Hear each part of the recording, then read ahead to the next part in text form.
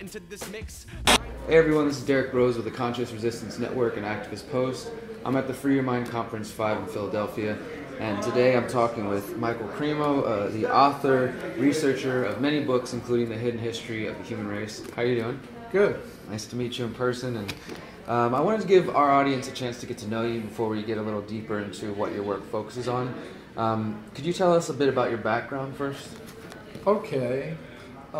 I was born in a military family. My father was an intelligence officer for the United States Air Force, and that meant a couple things for me as I was growing up.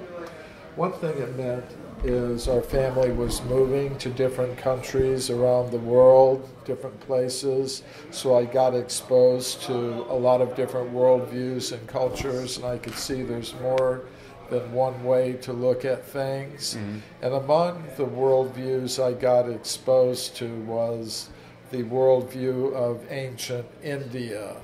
And eventually I became the disciple of a guru from India. And I studied the ancient Sanskrit writings. And in them I learned many things that were quite different from what I learned from my teachers in high school or university. One thing I learned in these ancient writings is that humans like us have been present on Earth for many, many millions of years. Of course, that's quite different from what I learned from my teachers. They were telling me humans like us first came into existence less than 100,000 or 200,000 years ago. Before that, there were no humans like us. So I began to wonder, well, is what these ancient books are telling me, is it simply mythology, or is there perhaps some factual basis for it? And that's what got me looking into the history of archaeology. You know, when I looked in the current textbooks, I saw only the information that supported the current dominant theories of human origins, but I decided I'm going to look beyond the textbooks, and perhaps that is also explained by the fact that I grew up among people in the intelligence services. So I could understand there is such a thing as hidden knowledge. So that inspired me to look beyond the textbooks, dig into the original reports written by geologists, archaeologists, other scientists who are digging into the earth. And when I did that, I found many reports of archaeologists and other scientists finding human bones, human artifacts, and human footprints, many, many millions of years old. Oh, wow. So that kind of got me questioning, well, if these reports are there in the original scientific literature, if this is what scientists are actually finding, then why isn't it in the textbooks today? And I concluded it's because of a process of knowledge filtration that operates in the scientific world, whereby if you've got discoveries that support the dominant ideas, they make it through the filter. And you'll read about it in textbooks, you'll see scientists talking about these things. But if you've got reports of evidence that radically contradict the dominant theories, those reports tend to be filtered out, which means we don't hear very much about them. So I collected all those reports in a book called Forbidden Archaeology, which was 900 pages long. It was, some people asked, well, could we have a shorter version? So is that what I brought this out is? this, The Hidden History of the Human Race, which is a shorter version of Forbidden Archaeology, all the same cases, but explained in a more brief way. Awesome. So I guess the first question is, so do you have a degree in archaeology, or did you just you pursued your own studies, or how is that for you? No, I don't have a degree in archaeology. When I went to university, actually, I went to the George Washington University School of International Affairs. Originally, I was thinking of a career in the diplomatic service or one of the intelligence services, but I just got totally disillusioned with all of that and decided to take another path, a more spiritual path. And as I said, it was my studies in the ancient Sanskrit writings of India that inspired me to start looking into the history of archaeology, because those writings, in common with the writings of a lot of the ancient wisdom traditions, speak of extreme human antiquity, the idea that humans like us have been present on this earth for vast periods of time.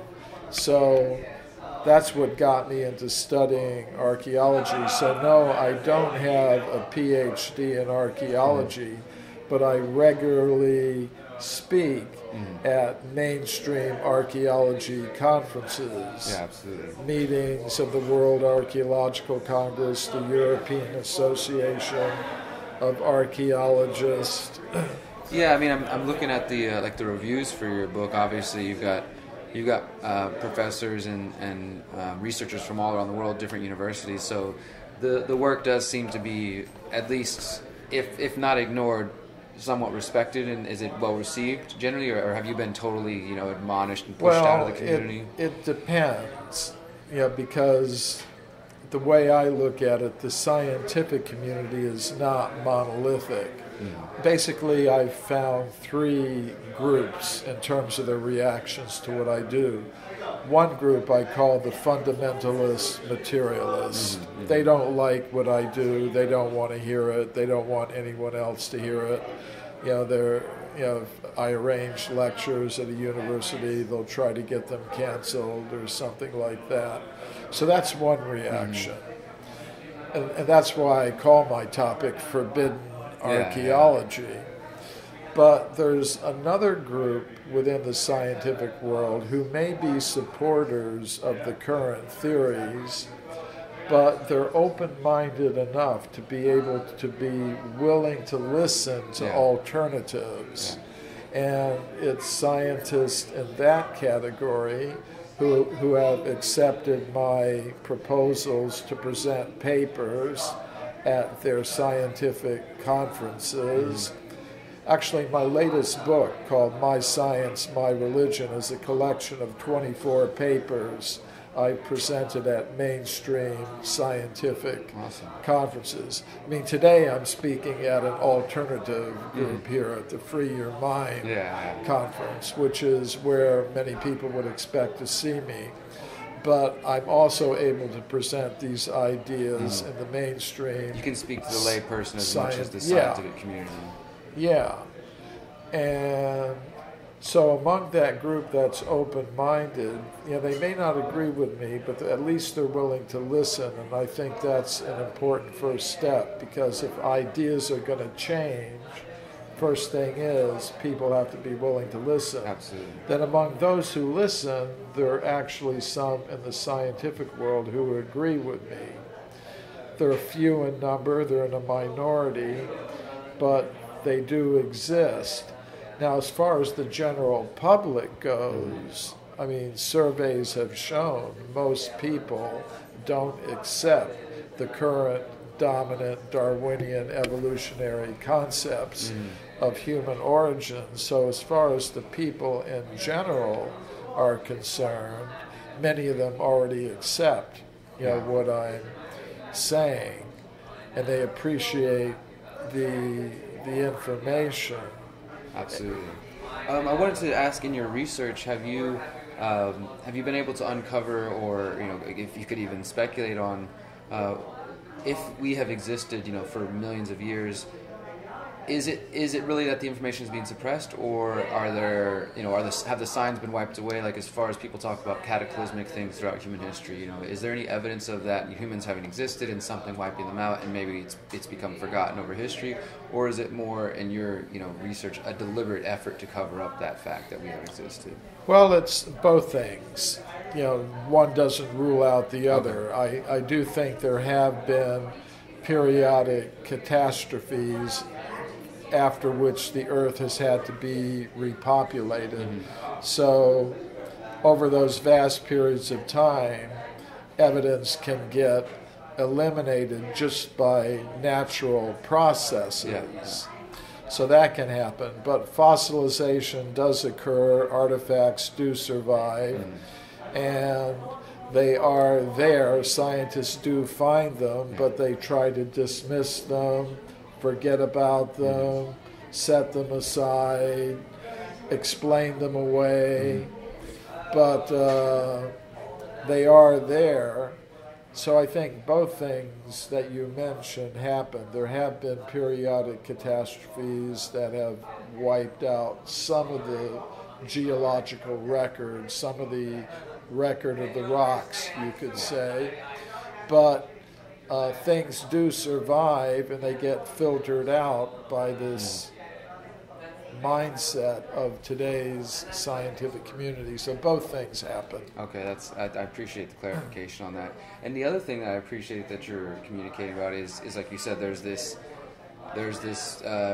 group or a mass that, within the scientific community, that information gets filtered out, whether it's favorable to the current dogma or not. And when you're talking about the first group, this materialist, fundamentalist view, I definitely recognize that. In my own work, we've talked about the work of, for example, Rupert Sheldrake, and talked about the science delusion and the ideas that in some ways science can become, not the scientific method, but this scientific establishment can become just as dogmatic as any other group.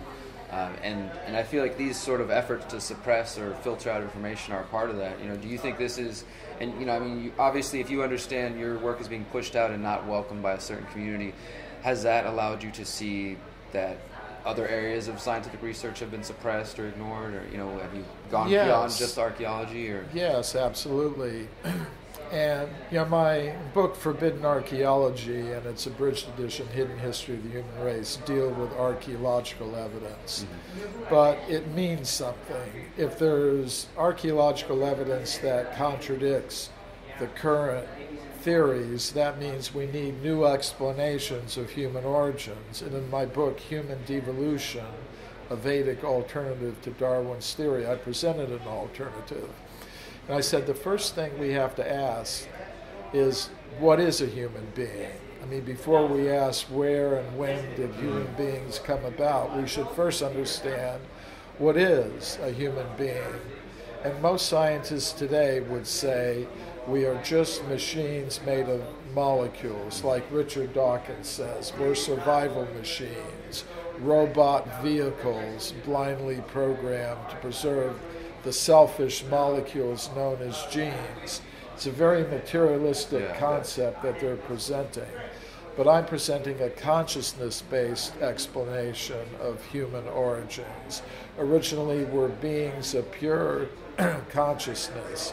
Consciousness exists independently from matter. And there's a lot of scientific evidence that supports that there is a conscious self that can exist independently of the body, and it has very unusual powers. You were mentioning Rupert Sheldrake. He's kind of looked into some of these paranormal abilities that people have. I remember once him and I spoke at the same conference in Montreal, Canada, and he was speaking about morphogenetic fields and how they are the carrier of different psychic abilities and things like that.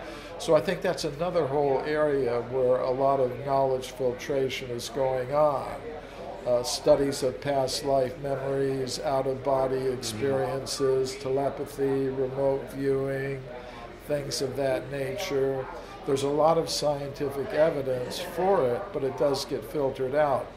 Once I was speaking at a university in South Africa, and the students were on vacation, so my audience was about 150 professors from the university. And I spoke about my book, Forbidden Archaeology, and how the knowledge filtration process operates there. And after I gave the talk, different professors started coming up to me one by one. They'd kind of look around, see that nobody else was listening, and they say, I'm glad you talked about that knowledge filtration process because it's operating in my field, physics, and let me tell you about it. And then he'd go away, and another one would come and say, this knowledge filtration process, it operates in my field, chemistry, and let me tell you about it. So you're right.